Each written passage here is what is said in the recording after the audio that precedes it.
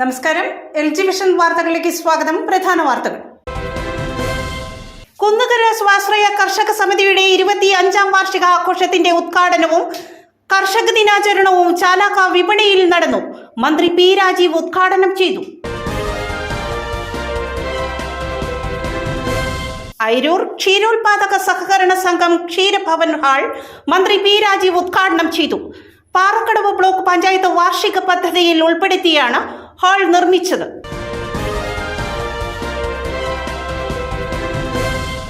സലോമിയുടെ ജീവിതം തെരുവുനായ കടിച്ചുകീറി. തീരാരോഗിയായ വീട്ടമ്മയ്ക്ക് തുണയായി ജനസേവാ ശിശുഭവൻ.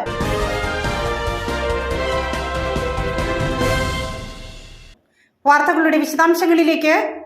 കുന്നുകര സ്വാശ്രയ കർഷക സമിതിയുടെ 25ാം വാർഷിക ആഘോഷത്തിന്റെ ഉദ്ഘാടനവും കർഷക ദിനാചരണവും ചാലാക്ക വിപണിയിൽ നടന്നു. മന്ത്രി പി രാജീവ് ഉദ്ഘാടനം ചെയ്തു. കുന്നുകര സ്വാശ്രയ കർഷക സമിതിയുടെ 25ാം വാർഷികാഘോഷത്തിന്റെ ഉദ്ഘാടനവും കർഷക ദിനാചരണവും ചാലാക്ക കർഷക വിപണിയിൽ നടന്നു. മന്ത്രി പി രാജീവ് പരിപാടിയുടെ ഉദ്ഘാടനം നിർവഹിച്ചു. മന്ത്രി പറഞ്ഞാലും മുഖ്യമന്ത്രി പറഞ്ഞാലും പ്രധാനമന്ത്രി പറഞ്ഞാലും ഒരു തവണക്ക് ആളുകൾ കൃഷി തുടർച്ചയായി ചെയ്യണമെങ്കിൽ കർഷകന് ഇറക്കിയേക്കാൾ കൂടുതൽ തിരിച്ചു കിട്ടണം. എങ്കിലാണ് കർഷകൻ കൃഷിയിൽ ഉറച്ചു നിൽക്കുള്ളൂ. പിന്നെ നമുക്ക് ആവശ്യമായിട്ട് സൗകര്യങ്ങൾ യഥാസമയം കിട്ടണം. അതിനിപ്പോ നമ്മൾ മണ്ഡലത്തിൽ വളരെ വിപുലമായ ഒരു ജലവിഭവ ഭൂപടം നടത്തി 3 മാസത്തോളം എടുത്തു. എല്ലാ പഞ്ചായത്ത് വാർഡിലും minor irrigation, major irrigation, Periyar valley, തൊഴിലുറപ്പ്, പഞ്ചായത്ത്, കൃഷി വകുപ്പ് ഇത്രയും ഉദ്യോഗസ്ഥർ പരിശോധിച്ചു. യഥാർത്ഥത്തിൽ നമ്മുടെ ഉറവകൾ അവിടെ പോയി. ഇപ്പൊ കുന്നുകരയിൽ നമ്മുടെ പൈപ്പ് വെള്ളം എങ്ങാനും ചില സ്ഥലങ്ങളിൽ കുറച്ച് പ്രശ്നം നിൽക്കുന്നുണ്ട്. നമ്മൾ പുതിയ പദ്ധതി ഇപ്പോ ടെൻഡർ വിളിച്ചു, ശകലം ഉയർന്നാ നിൽക്കുന്നത്. അതിനി ക്യാബിനറ്റിന്റെ അംഗീകാരം കൂടി കിട്ടണം. കാരണം നിശ്ചിത എമൗണ്ടിനേക്കാളും കൂടിക്കഴിഞ്ഞാൽ പിന്നെ ക്യാബിനറ്റ് അപ്രൂവൽ കൂടി വേണം. ആദ്യത്തെ ടെൻഡറിൽ ഒരാളെ ഉണ്ടായുള്ളൂ. രണ്ടാമത് ടെൻഡർ വിളിച്ചു, ആ ടെൻഡർ കഴിഞ്ഞു. അതുകൂടി പിന്നെ അപ്രൂവൽ കിട്ടിയാൽ നമുക്ക് നിർമ്മാണത്തിലേക്ക് പോവാം. നമ്മൾ വന്നതിന് ശേഷം ആ സ്ഥലം തർക്കങ്ങളൊക്കെ തീർത്ത് ഏറ്റെടുത്തു. പദ്ധതിക്ക് അംഗീകാരം നേടി. അപ്പൊ കിഫ്ബി ആണല്ലോ പദ്ധതി നടപ്പിലാക്കുമ്പോൾ. കിഫ്ബിക്കെതിരെ പലതരത്തിലുള്ള പ്രശ്നങ്ങൾ വന്നു, കോടതി കേസ്. അതുകൊണ്ട് തന്നെ കുറച്ച് പരിമിതികൾ ഉണ്ടെങ്കിൽ പോലും നമ്മൾ അവസാന ഘട്ടത്തിലായി. നമുക്ക് മുന്നോട്ട് കൊണ്ടുപോയി പൂർത്തീകരിക്കാം. കുന്നുകര പോലെ കാർഷിക പ്രാധാന്യമുള്ള ഒരു ഗ്രാമത്തിലെ കിണറുകൾ എന്തുകൊണ്ട് മലിനമായി? അല്ലെങ്കിൽ എന്തുകൊണ്ട് കിണറിൽ നിന്ന് വെള്ളം കുടിക്കാൻ പറ്റുന്നില്ല? മനോഹരനും നമ്മളെല്ലാവരും വന്നിട്ട് ഇവിടെ എല്ലാ മഴയിലും വന്ന് വിളി വരില്ല. ഇവിടെ എല്ലാവരുടെയും മനോഹരൻ നമ്മുടെ മുഴുവൻ അടിഞ്ഞുകൂടി ഉടൻ വേണം, JCB ഫ്ലോട്ടിംഗ് JCB വേണം എന്ന് പറഞ്ഞപ്പോ നമ്മൾ ഒരെണ്ണം എപ്പോ വിളിച്ചാലും ഇങ്ങനെ വിടാൻ റെഡിയാക്കിയിട്ടേക്കാം. ഇതുപോലെ പായൽ അടിഞ്ഞു കൂടിയാൽ, പോള കൂടിയാൽ അത് അവിടെ കിടന്ന് ചീഞ്ഞു കഴിഞ്ഞാൽ പിന്നെ സൾഫറായി അമോണിയ നേരെ ഉറവകളിലേക്കെല്ലാം രാസമാലിന്യം വരാം. കിടക്കുന്നത് പായലും പോളയാണെങ്കിലും ഉറവകളിലേക്കെല്ലാം രാസമാലിന്യം.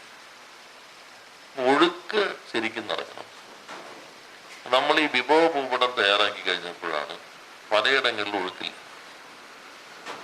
പാലങ്ങളെല്ലാം നല്ല പാലങ്ങളാണ്. പക്ഷെ പല പാലങ്ങളും മോൾവശം മാത്രമേ ശ്രദ്ധിച്ചിട്ടുള്ളൂ. അന്ന് ആരുടെ കുഴപ്പമില്ല. 2018 മുമ്പ് മുകളിലും നോക്കിയിട്ടുള്ളൂ, താഴെ നോക്കിയിട്ടില്ല. താഴത്തെ സ്ഥിതി എന്താന്ന് വെച്ചാൽ ഒഴുക്കിനെ തടസ്സപ്പെടുത്തുക. അതിന്റെ താഴെ വന്ന് എന്തെങ്കിലും അടിഞ്ഞുകൂടിയാൽ പിന്നെ തുടർച്ചയായി ഒഴുകിപ്പോവില്ല. ഇപ്പൊ ഞാൻ ഊഞ്ഞിത്തോട് കടുങ്ങല്ലൂർ ആലങ്ങാട് പഞ്ചായത്തുകൾ ബന്ധപ്പെടുത്തുന്നത് അതിപ്പോ നന്നാക്കാൻ നോക്കിയപ്പോ 4 പാലം പൊളിക്കണം. ഇതിപ്പോ നിങ്ങളുടെ ഇത് പൊളിക്കണം ശരിക്കും തടസ്സം തീരണമെങ്കിൽ. എല്ലാം അടിവശം പ്രശ്നമാണ്. ഇപ്പൊ നമ്മള് ഇതെല്ലാം കണക്കിലെടുത്ത് 327 കോടിയുടെ പദ്ധതി അവസാന രൂപം നൽകി. അതിൽ 18 കോടിയുടെ ഇപ്പോ നടപ്പിലാക്കിക്കൊണ്ടിരിക്കുകയാണ്. സംഘാടക സമിതി ചെയർമാൻ TA ഷബീർ അധ്യക്ഷത വഹിച്ചു. സംഘാടക സമിതി വൈസ് ചെയർമാൻ TJ ജോഷി സ്വാഗതം പറഞ്ഞു. ബ്ലോക്ക് പഞ്ചായത്ത് അംഗം CM വർഗീസ്, പഞ്ചായത്ത് അംഗം AB മനോഹരൻ, NFPCക്ക് ജില്ലാ manager S Manjusha, marketing PARG R Rakhi, കൃഷി ഓഫീസർ സാബിറ ബേബി, VFPCക്ക് അസിസ്റ്റന്റ് മാനേജർ മുഹമ്മദ് അനസ്, സംഘാടക സമിതി ട്രഷറർ ജി സതീഷ് കുമാർ തുടങ്ങിയവർ സംസാരിച്ചു. അയിരൂർ ക്ഷീരോത്പാദക സഹകരണ സംഘം ക്ഷീരഭവൻ ഹാൾ മന്ത്രി പി രാജീവ് ഉദ്ഘാടനം ചെയ്തു. പാറക്കടവ് ബ്ലോക്ക് പഞ്ചായത്ത് വാർഷിക പദ്ധതിയിൽ ഉൾപ്പെടുത്തിയാണ് ഹാൾ നിർമ്മിച്ചത്. ബ്ലോക്ക് പഞ്ചായത്ത് വികസനകാര്യ സ്ഥിരം സമിതി അധ്യക്ഷൻ CM വർഗീസിന്റെ ശ്രമഫലമായി പാറക്കടവ് ബ്ലോക്ക് പഞ്ചായത്തിന്റെ 2023-2024 വാർഷിക പദ്ധതിയിൽ ഉൾപ്പെടുത്തി 9 ലക്ഷം രൂപ ചിലവഴിച്ചാണ് അയിരൂർ ക്ഷീരോത്പാദക സഹകരണ സംഘത്തിൽ ക്ഷീരഭവൻ ഹാൾ നിർമ്മിച്ചത്. മന്ത്രി പി രാജീവ് ക്ഷീരഭവൻ ഹാളിന്റെ ഉദ്ഘാടനം നിർവഹിച്ചു. അയിരൂർ ക്ഷീരോത്പാദക സഹകരണ സംഘത്തിന്റെ ക്ഷീരഭവൻ ഹാൾ മുകളിൽ കയറി നാട മുറിച്ചു, ഇപ്പോൾ നിലവിളക്കും കൊളുത്തി ഉദ്ഘാടനം ചെയ്ത കാര്യം ഔപചാരികമായി പ്രഖ്യാപിക്കുകയാണ്. ഇപ്പോൾ കൃഷിക്കൊപ്പം കളമശ്ശേരി നല്ല രീതിയിൽ അതിന്റെ പരിപാടികൾ നടന്നുകൊണ്ടിരിക്കുകയാണ്. ഇന്ന് രാവിലെ കുടുംബശ്രീ സംഗമമായിരുന്നു, നല്ല പങ്കാളിത്തമായിരുന്നു. കൂണ് കർഷക സംഗമം കഴിഞ്ഞു, നെല്ല് കർഷക സംഗമം കഴിഞ്ഞു, കൂവ കർഷകർ, ക്ഷീര കർഷക സംഗമം. നിങ്ങൾ പോയിട്ടുണ്ടാവുമല്ലോ അല്ലേ? മന്ത്രി അവിടെ പോയിരുന്നു അല്ലേ? പ്രസിഡന്റ് ക്ഷീര കർഷക സംഗമത്തിന് പോയിരുന്നില്ലേ? കേട്ടിട്ടില്ല. അവിടെ പോയിരുന്നോ ക്ഷീര കർഷക സംഗമം? നമ്മുടെ മന്ത്രി, ക്ഷീരവും മന്ത്രി പങ്കെടുത്തിരുന്നു. നല്ല രീതിയിൽ ക്ഷീര കർഷകർ ആ പരിപാടിയിൽ ഉണ്ടായിരുന്നു. ഇവിടെ വേണുവിന്റെ നേതൃത്വത്തിൽ കുന്നുകര ബാങ്ക്, കപ്പ, കായ, അതിന്റെ മൂല്യവർദ്ധിത ഉൽപ്പന്നങ്ങൾ.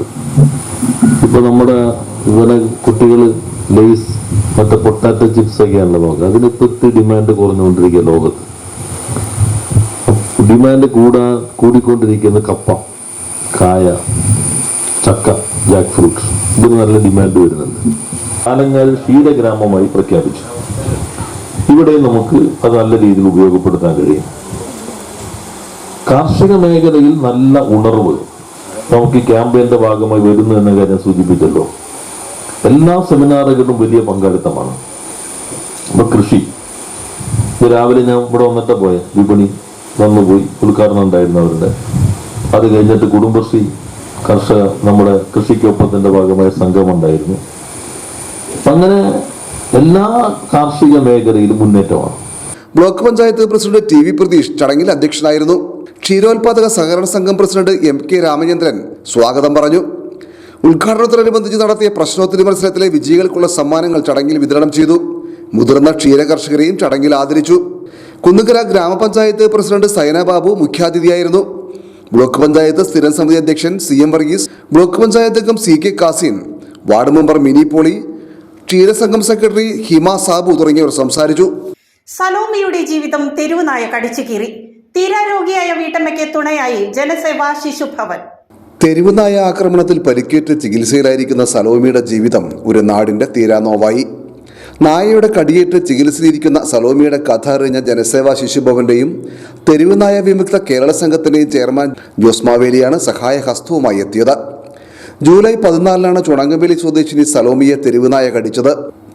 കയ്യിലും കാലിലും തുടയിലുമായിട്ടാണ് കടിയേറ്റത്. തുടയിലേതൊഴികെ മറ്റു ഭാഗങ്ങളിലെ മുറിവുകൾ പുറത്തെങ്കിലും തുടയിലെ മുറിവ് സലോമിയുടെയും കുടുംബത്തിന്റെയും ജീവിതം മാറ്റിമറിച്ചിരിക്കുകയാണ്. രാജഗിരി ആശുപത്രിയിൽ ഇതിനോടകം തന്നെ 2 തവണ സർജറിക്ക് വിധേയയായ സലോമിയുടെ തുടയിലെ മുറിവിൽ നിന്നും ഇപ്പോഴും പഴുപ്പ് വന്നുകൊണ്ടിരിക്കുകയാണ്.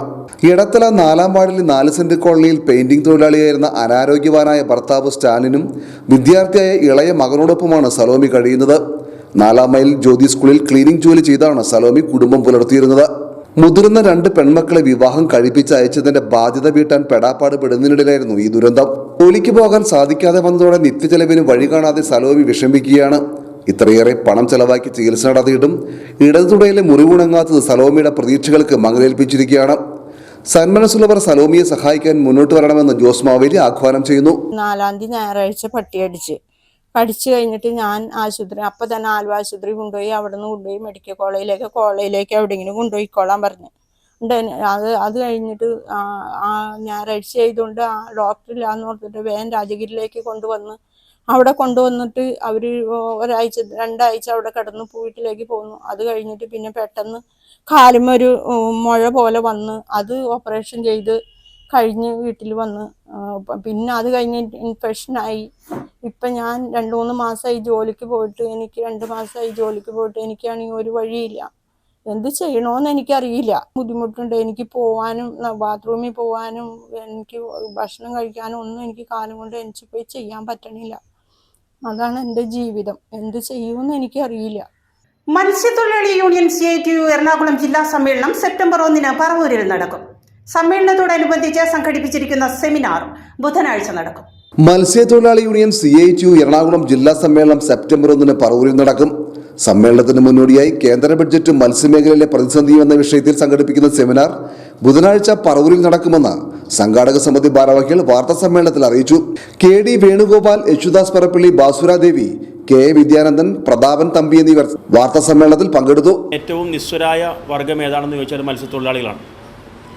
പലപ്പോഴും തൊഴിൽ നഷ്ടമാകുന്ന അല്ലെങ്കിൽ തൊഴിലിടങ്ങൾ നഷ്ടമാകുന്ന ഒരു തൊഴിലാളി വർഗമാണ് മത്സ്യത്തൊഴിലാളികൾ. പ്രകൃതിക്ഷോഭം വന്നാലും കടൽക്ഷോഭം വന്നാലും ഒക്കെ ഏറ്റവും ആദ്യം ദുരിതം അനുഭവിക്കുന്ന വിഭാഗത്തിൽപ്പെട്ട ആളുകളാണ് മത്സ്യത്തൊഴിലാളികൾ. ഞങ്ങളുടെ സംഘടന മത്സ്യത്തൊഴിലാളി യൂണിയൻ CITU പ്രതിദാനം ചെയ്യുന്നത് പരമ്പരാഗത മത്സ്യത്തൊഴിലാളികളെയാണ്. വള്ളത്തിൽ പോയി, കടലിലാണെങ്കിലും ഉൾനാടൻ മേഖലയിലാണെങ്കിലും വള്ളത്തിൽ പോയി പണിയെടുത്ത് അന്നത്തെ ജീവിതം മുന്നോട്ട് കൊണ്ടുപോകുന്ന മത്സ്യത്തൊഴിലാളികളെയാണ് ഞങ്ങൾ പ്രതികരിക്കുന്നത്. അവർക്ക് നിരവധി പ്രശ്നങ്ങളുണ്ട്. നമ്മുടെ സമൂഹത്തിലെ നിരവധിയായ പ്രശ്നങ്ങൾ അഭിമുഖീകരിക്കുന്ന ആളുകളാണ്. ഉൾനാടൻ മേഖലയിൽ പോളപ്പായലിൻ്റെ പ്രശ്നം, എക്കലിൻ്റെ പ്രശ്നം, അതുപോലെ തന്നെ മറ്റു തരത്തിലൊക്കെ തൊഴിലിടങ്ങൾ നഷ്ടമാകുന്ന തരത്തിലുള്ള പൊതുജലാശയങ്ങളിലൊക്കെ വിഷജലം കലർന്നു വരുന്നത് കൊണ്ടുണ്ടാകുന്ന പ്രശ്നങ്ങൾ, അങ്ങനെ നിരവധി പ്രശ്നങ്ങളാണ് ഉൾനാടൻ മേഖലയിൽ നേരിടുന്നത്. അതുപോലെ തന്നെയാണ് കേന്ദ്ര സർക്കാരിൻ്റെ മത്സ്യത്തൊഴിലാളി വിരുദ്ധ നയം കേന്ദ്രം നടപ്പിലാക്കിയത് മൂലം നിങ്ങൾക്കറിയാം, നീലസമ്പദ് വ്യവസ്ഥ, ബ്ലൂ ഇക്കോണമി എന്ന് പറയുന്ന നീലസമ്പദ് വ്യവസ്ഥ ഇന്ത്യക്കകത്ത് അടിച്ചേൽപ്പിച്ചത് മൂലം കടലിലെ ധാതുസമ്പത്ത് ഖനനം ചെയ്യാനുള്ള അധികാരം അല്ലെങ്കിൽ അവകാശം പൊതുമേഖലയിൽ നിന്ന് എടുത്തു മാറ്റി അദാനിക്കും അംബാനിക്കും തീരെഴുതുന്ന സമീപനമാണ് പാർലമെൻറ്റിനകത്ത് കഴിഞ്ഞ പാർലമെൻറ്റ് സമ്മേളനത്തിൽ ഈ രണ്ടാം മോഡി സർക്കാർ വരുമ്പോൾ എടുത്ത സമീപനം എന്ന് പറയുന്നത്. അതുപോലെ തന്നെയാണ് 2002 ഖനനവുമായി ബന്ധപ്പെട്ട് ധാതുസമ്പത്തിൻ്റെ ഖനനവും അതുപോലെ അതിൻ്റെ നിയന്ത്രണവും വികസനവുമായി ബന്ധപ്പെട്ട നിയമം അത് പൊതുമേഖലയിൽ ഉണ്ടായിരുന്നത് സ്വകാര്യ വ്യക്തികൾക്ക് കൂടി അനുഭവവേദ്യമാവുന്ന രീതിയിലുള്ള നിയമത്തിൻ്റെ ഭേദഗതി, ഇങ്ങനെ നിരവധി നിയമങ്ങൾ കേന്ദ്ര സർക്കാർ നടത്തിവരികയാണ്. അതുപോലെ തന്നെ വിദേശ ട്രോളറുകൾക്ക് നമ്മുടെ സംസ്ഥാനത്തിന് അധികാരപ്പെട്ട സ്ഥലങ്ങളിലേക്ക് വരെ കടന്നു കയറാനുള്ള അതിൻ്റെ ആ നിയന്ത്രണം എടുത്തു മാറ്റൽ. അതുപോലെ തന്നെ നിങ്ങൾക്കറിയാം, സമീപകാലത്തുണ്ടായ ചെമ്മീൻ കയറ്റുമതിക്ക് നിരോധനം ഏർപ്പെടുന്ന രീതിയിലുള്ള നയസമീപനം, അങ്ങനെ നിരവധി പ്രശ്നങ്ങൾ നേരിടുന്ന ഒരു സന്ദർഭത്തിലാണ് നമ്മുടെ ഈ ജില്ലാ സമ്മേളനം ഇവിടെ പറവൂർ നടക്കുന്നത്. സമ്മേളനത്തിൻ്റെ ഭാഗമായി നാളെ 28-ാം തീയതി കേന്ദ്ര ബഡ്ജറ്റും മത്സ്യമേഖലയിലെ പ്രതിസന്ധിയും എന്ന വിഷയത്തെ ആസ്പദമാക്കി പറവൂർ KR ഗംഗാധരൻ ഹാളിൽ വെച്ച് ഒരു സെമിനാർ സംഘടിപ്പിക്കുന്നുണ്ട്. അതിൻ്റെ ഉദ്ഘാടന കർമ്മം നിർവഹിക്കുന്നത് മത്സ്യത്തൊഴിലാളി ഫെഡറേഷൻ CITUവിൻ്റെ സംസ്ഥാന അധ്യക്ഷൻ കുട്ടായി ബഷീറാണ്.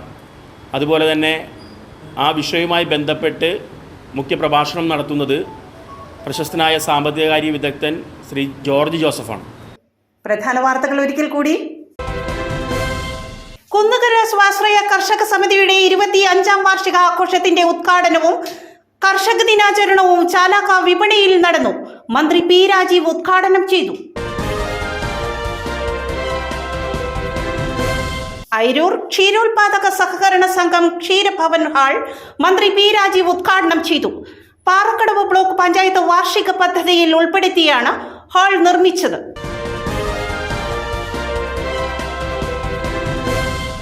സലോമിയുടെ ജീവിതം തെരുവുനായ കടിച്ചുകീറി.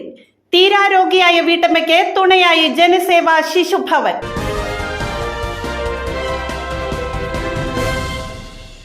ഇതോടെ വാർത്താ ബുള്ളറ്റിൻ സമാപിക്കുന്നു. നാളെ ഇതേ സമയം ടെലിവിഷനിൽ. നമസ്കാരം.